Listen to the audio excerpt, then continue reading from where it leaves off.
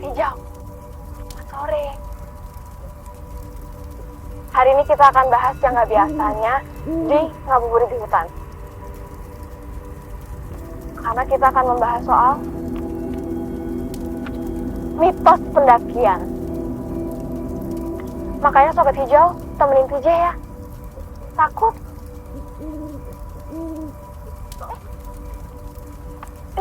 Kameranya. Pokoknya temenin TJ. Tetap di ngabuburit di hutan. Ketahuan.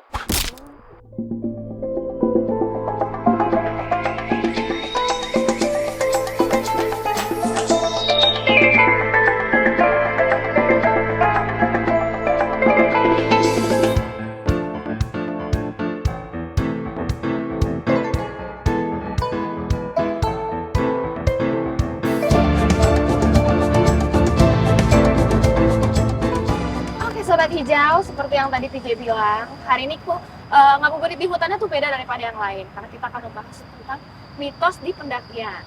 Tentunya kalau sendirian nggak seru ya ngabuburit ya. Di sini TJ udah ditemenin sama dua narasumber yang pastinya bakalan seru banget nih.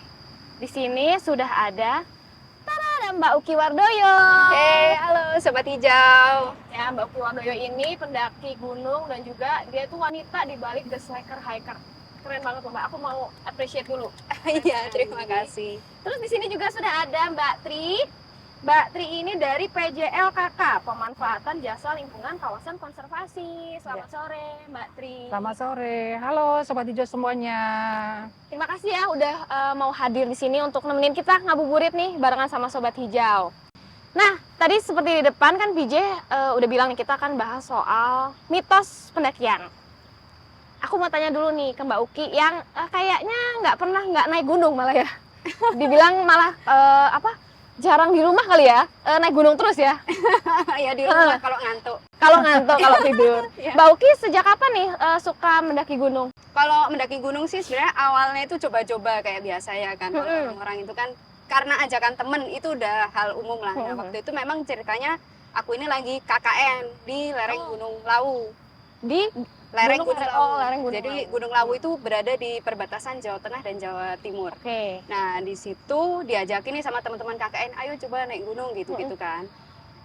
Di situ pengalaman pertama sebenarnya nggak terlalu menyenangkan ya karena waktu itu nggak ada persiapan, mendadak dan apa ya bisa dibilang benar-benar kalau bahasanya tuh wani perih gitu. Jadi Wani perih. iya, naik turun first hike kayak gitu.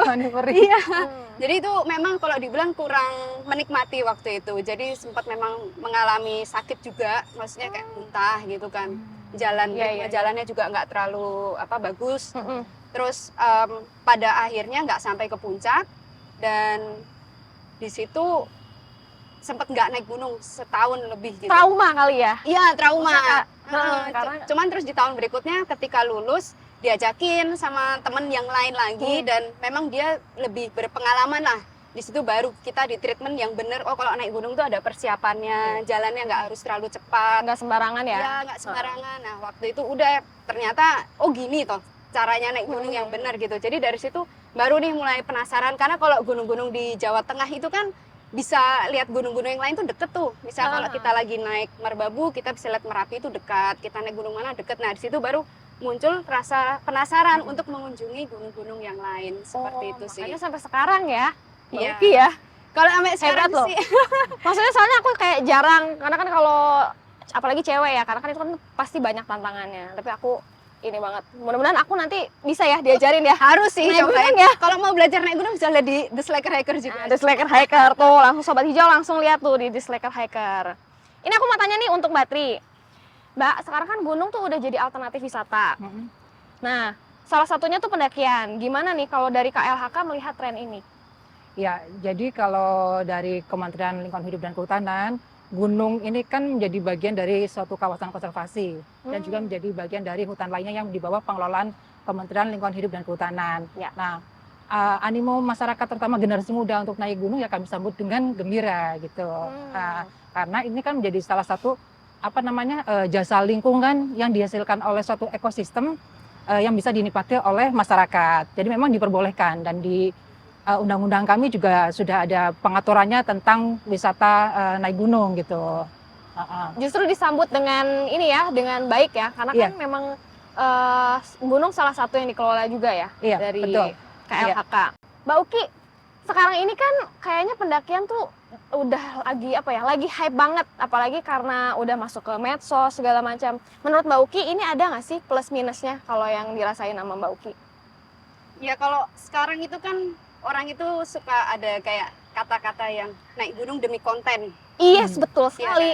Kalau aku sih untungnya belum sampai naik gunung sih, Karena karena kan kalau naik gunung pasti bakal foto kan. iya, Ya, betul. dan sebenarnya sih kalau menurut aku habit naik gunung tapi ngonten itu udah ada dari dulu. Cuman mungkin kalau dulu itu kan medianya beda ya. Kalau Ya. sekarang kita lebih ke arah digital, kalau dulu mungkin to style kayak gitu kan. Mm-mm. Karena kan pasti pengennya kalau naik gunung pasti ada dokumentasinya. Karena kan Betul. Mbak Tri juga dulu juga naik gunung waktu pas Iya. Foto di nggak awal dulu? itu kan foto-foto. Mbak Tri, Dulu ada, masih ada foto. Masih ada fotonya? Masih simpan fotonya, ya. Waktu Iya. ke Gunung Selamat. saya belum punya tuh, berarti saya harus naik gunung. Karena Ayo. saya FOMO. Saya belum pernah nih ada nih foto di Instagram, saya nggak ada naik gunung. Iya, Terus, jadi itu kalau dulu kan memang belum ada media penyebarannya ya, mungkin karena masih Iya. analog. Kalau sekarang memang secara digital itu sangat mudah banget Iya, disebarkan betul informasinya dan memang berdampak jalur pendakian itu cukup ramai gitu. Nah, Pasti mungkin banyak ini ya Mbak, banyak newbie. Yang Eh. kayak FOMO aja gitu, kayak udahlah yang penting naik gunung biasanya gitu. bahasaku bukan newbie sih, bahasaku pada mau belajar, yang masih belajar. Yang masih belajar awal-awal. Jadi kalau perbedaannya mungkin kalau dulu itu lebih banyak orang-orang yang memang sudah ada ilmunya. Jadi mungkin dia dari Mapala atau itu teman dari Mapala yang diajakin kayak gitu. Jadi memang mungkin bisa dibilang lebih tertib, lebih terfilter lah yang mendaki. Kalau sekarang memang benar-benar kayak lebih umum. yang iya mungkin benar-benar. FOMO atau apa Ya, atau siapa wisata aja kayak bisa gitu. sekarang Iya. ya. Cuman kan sekarang hal-hal seperti itu masih bisa dicegah karena sekarang kan juga banyak banget jasa trip, jasa private trip, Ya. jasa open trip yang tentunya kalau sudah tersertifikasi juga pasti akan lebih menjaga kawasannya juga gitu. Jadi lebih apa ya namanya, lebih nggak sembarangan lah kayak Ya. gitu. Kalau untuk pro-nya sendiri sih aku bilang memang itu bisa membantu pemasukan juga karena kan kita nggak memungkiri bahwa banyak warga lokal yang mendapatkan apa ya income secara Ya. ekonomi yang lebih karena gunung itu semakin ramai. Kan kita juga biasanya membantu memberdayakan masyarakat lokal, entah itu kita porter atau mungkin kita menggunakan jasa guide warga lokal. Itu kan juga iya. membantu dan kebetulan juga banyak banget teman-temanku yang memang dari warga lokal sekitaran gunung itu juga bekerja di situ dan mereka memang juga menikmati pekerjaannya. Iya. Seperti itu. Tapi mungkin kalau untuk kontranya sendiri ya pengunjungnya kurang terfilter ya, makanya kadang kan harus dibikin aturan-aturan yang cukup ketat gitu. Mungkin aturan yang dibikin Nah, ini oleh dari Mbak Mbak Tri. ini aturannya ya nanti ya. Seperti itu sih. Oke. Terus nih, ngomongin soal mitos. Karena aku tuh sering dengar banyak banget cerita-cerita mitos soal kalau misalnya kita lagi mendaki gunung, kayak misalnya nih kalau lagi mendaki gunung nggak boleh ganjil gitu, terus atau nggak boleh bersiul, nanti kenapa gitu. Itu Mbak Tri sama Mbak Uki tuh pernah nggak sih atau percaya nggak sih mitos-mitos kayak gitu? Yang penting sebenarnya kalau kita mau ke hutan, apakah itu mau camping, hiking, trekking, atau mendaki gunung, yang penting tuh hati kita bersih. Kalau itu keyakinan aku sih ya. Hati kita bersih, kita niatkan ke sana mau apa gitu ya. Nah, mitos-mitos itu ya memang ada, tapi tidak perlu kita percayai. Cuman memang kalau memang mitos ini diyakini oleh masyarakat, kita kan ke sana sebagai tamu gitu kan ya. Kita ke gunung kan sebagai tamu. Nah, sebagai tamu ini kita harus bagaimana? Tentunya kita harus menghormati tuan rumahnya gitu. Iya. Apa yang menjadi aturan-aturan mereka ya kita ikutin. Cuman memang mindset kita tetap harus positif gitu. Mau ganjil, mau genap, yang penting adalah faktor keselamatan. Sebenarnya kayak logisnya sebenarnya supaya lebih aman juga ya. Mitos-mitos itu tuh lebih baik dipercaya supaya nanti kitanya aman di sana. Nih kalau Mbak Uki, ini kan udah sering nih, pasti pernah dong kayak mengalami apa gitu yang mungkin yang aneh, mungkin oh iya mitosnya ini ternyata benar kejadian gitu. Pernah nggak kalau Mbak Uki? Kalau mitos sih sebenarnya kalau aku setiap ke base camp, aku pasti akan menanyakan di sini ada kayak aturan yang tidak tertulis nggak? Itu biasanya aku nanyain gitu, atau mungkin ada mitos atau apa. Kadang sih memang kalau misalnya kayak contohnya warna tertentu, atribut tertentu gitu, kayak ada suatu gunung di Jawa itu kita nggak boleh pakai warna baju hijau pupus gitu. Oh. Kan mungkin ada yang bilang nanti pakaiannya warnanya seperti prajurit apa gitu kan.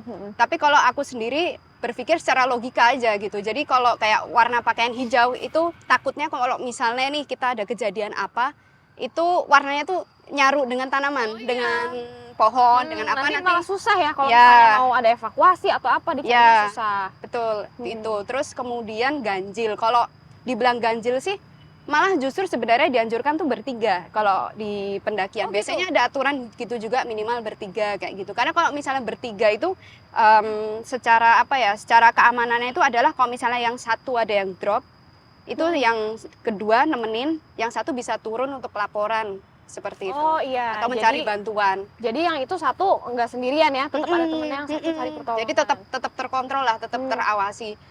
Sebenarnya banyak sih, termasuk yang bersiul. Bersiul itu juga sebenarnya bisa kayak menjadi false alarm buat habitat burung kayak gitu kan. Mereka nganggapnya tuh mungkin itu kode apa kayak gitu kan.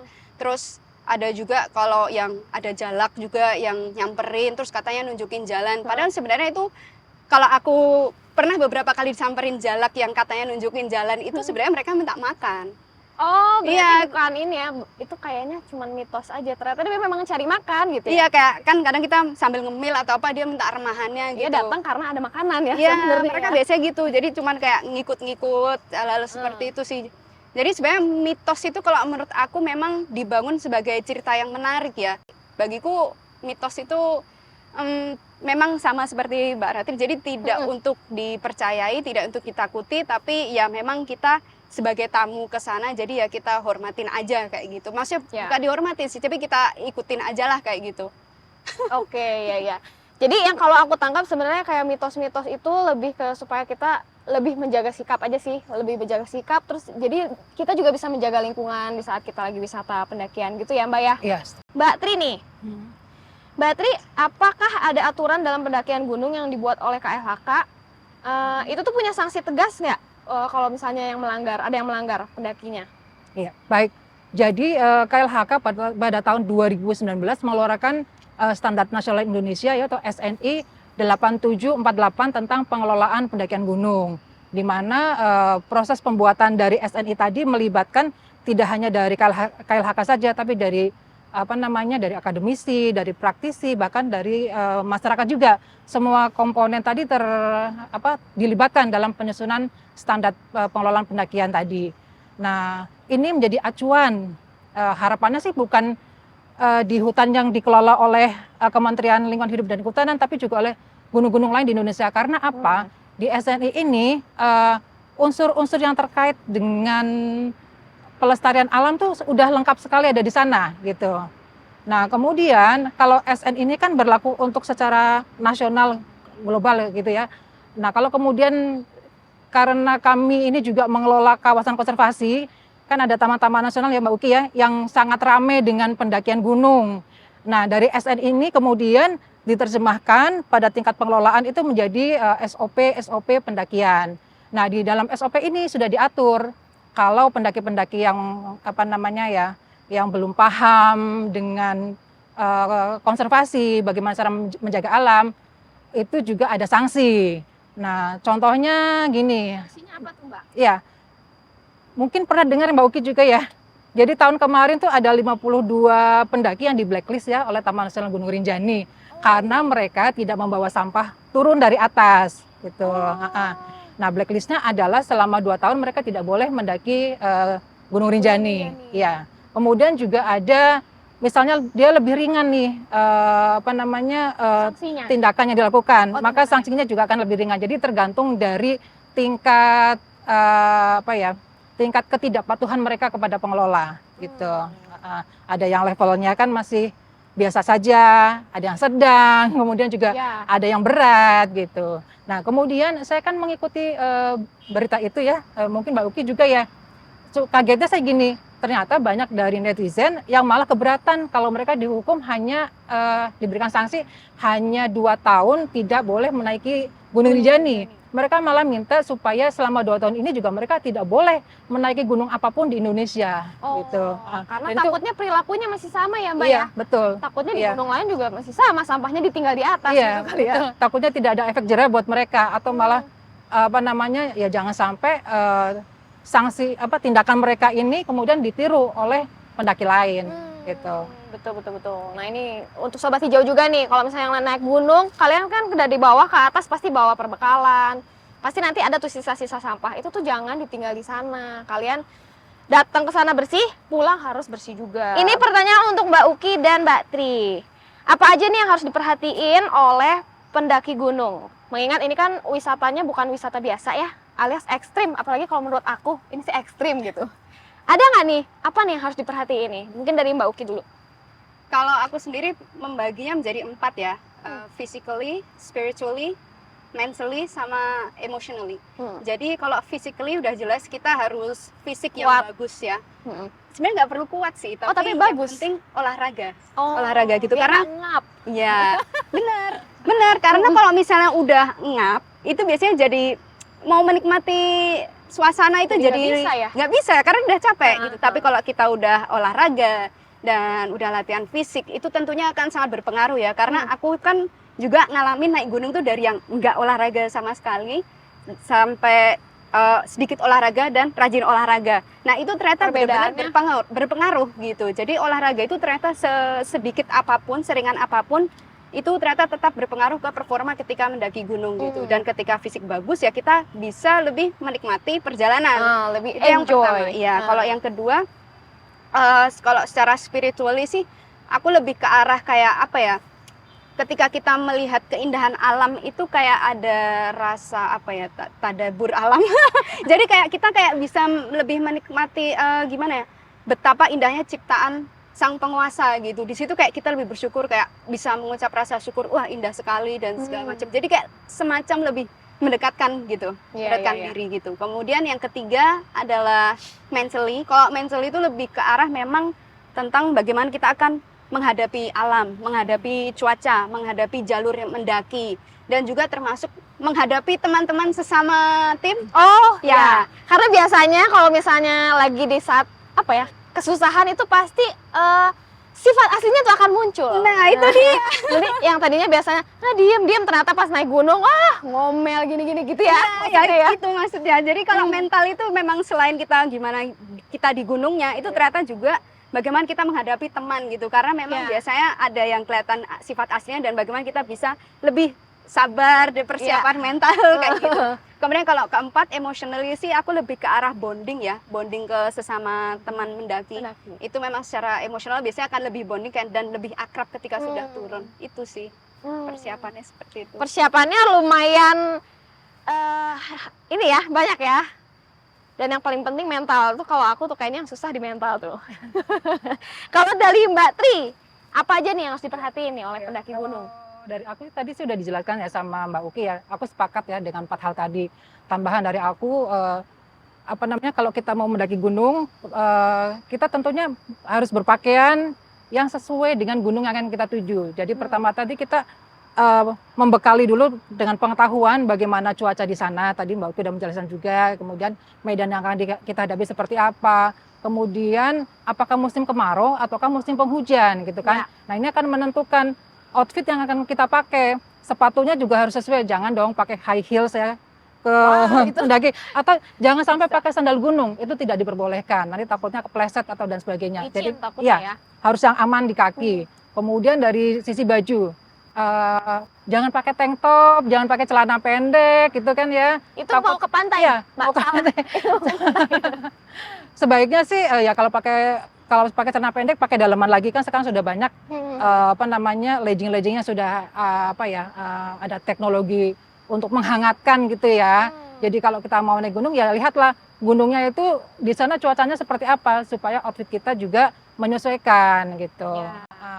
Kemudian juga pelajari apa sih aturan dari pengelola gitu ya. Misalnya kalau kita mau mendaki ke Taman Nasional gitu kan, karena itu kawasan konservasi maka ada aturan-aturan yang ditetapkan oleh pengelola.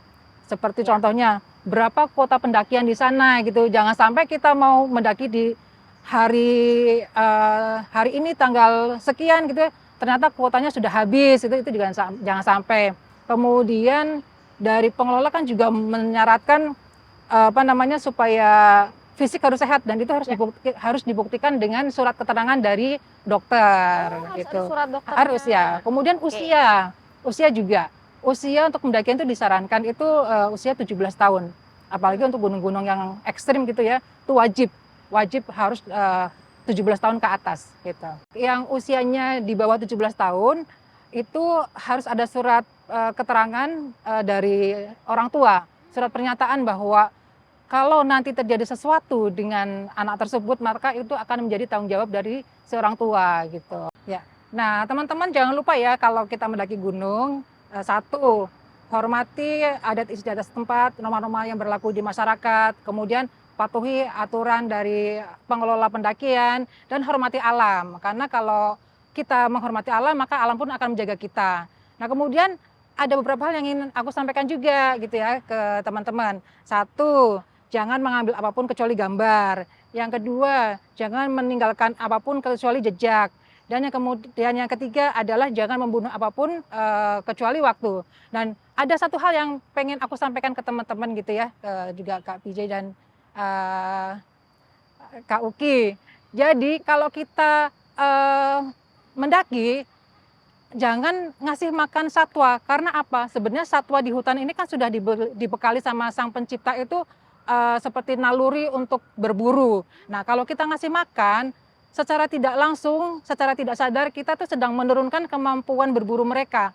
Akhirnya lambat laun, mereka akan kehilangan naluri tersebut, dan kemudian pada suatu waktu pasti mereka akan seperti menunggu pemberian makanan dari para pendaki. Ya. Dan yang parahnya lagi, kalau misalnya di situ ada sampah-sampah, mereka akan mengorek-ngorek makanan dari sampah. Nah, itu minta tolong banget untuk diperhatikan. Oke, mantap sekali. Sobat Hijau gimana? Udah mendengarkan tadi kata Mbak Tri apa? Harus diterapkan kalau nanti kalian mendaki gunung.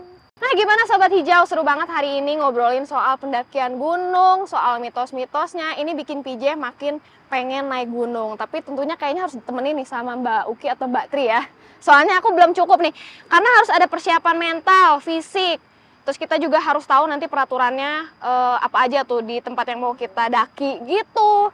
Dan yang pasti jangan lupa kalau misalnya kalian naik gunung, itu sampah-sampahnya jangan lupa dibawa lagi untuk turun. Jadi jangan ditinggal di sana gitu Sobat Hijau.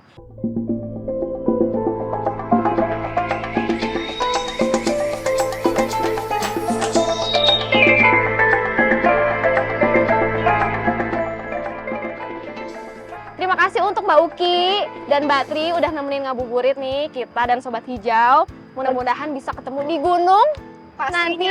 Tapi harus pokoknya PJ postingannya. Siap. Karena aku harus menyiapkan mental dulu Sobat Hijau.